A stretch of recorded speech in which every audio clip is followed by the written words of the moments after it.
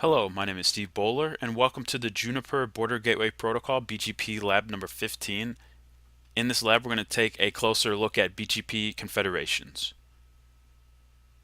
So what we're going to do is we're going to first explain the current network topology, and then we're going to take a dive into BGP confederations. We're going to show you how to configure a confederation, and then we will proceed with the proper verification of our confederation that we set up.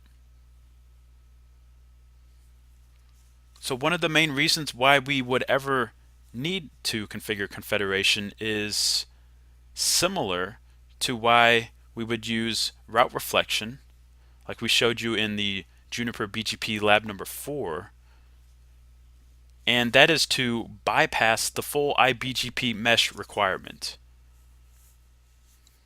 So we'll get more into that later on. Let's first go ahead and I will explain the current network topology.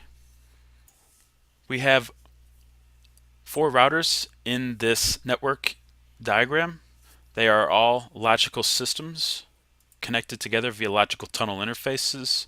If you're not familiar with logical systems or logical tunnels, I would suggest watching Juniper Logical Systems Labs number 1 and 2 that are a part of Juniper Series 1.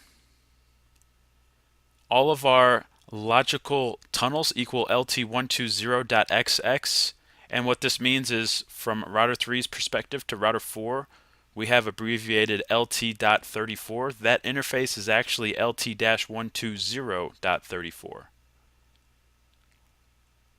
Let me also make it clear that all of the initial interface configuration has already been done, meaning all the IP addressing that you see in the network diagram that we have. So that does not include our BGP configuration. We're going to set up BGP step by step and show you exactly what we're doing. The router loopbacks are as follows. Router 1 equals 1.1.1.1/24. Router 2 is 2.2.2.2/24, and so forth. The networks between router 1 and router 2, we're using the 12 network. Between router 2 and router 3, we have the 23 network. Between router 3 and router 4, we have the 34 network. We are also going to configure a static route on router 4 pointed towards the 5.5.5.0/24 network. We're going to show you why we do that later on. And all the interface IP addresses, router 2 has .2 as the 4th octet, router 3 is .3, router 4 is .4, and router 1 is .1. For our BGP configuration, we will be configuring router 1 in BGP Autonomous System 100. There will be an external BGP connection between router 1 and router 2.